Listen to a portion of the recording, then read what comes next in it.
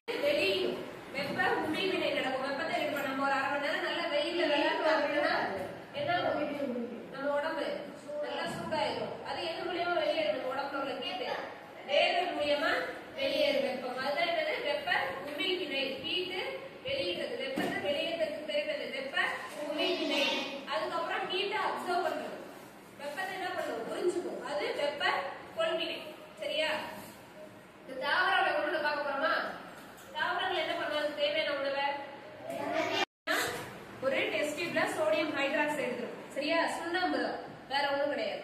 இதோட இப்ப நம்ம தண்ணி விட்டு கலந்து பார்த்தோம்னா என்ன நடக்கும்? வெப்ப உமிழ்வினையா வெப்ப கொள்வினையா?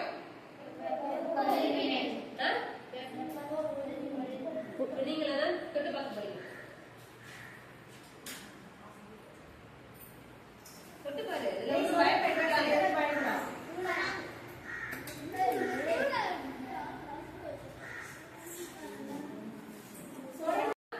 யூரியா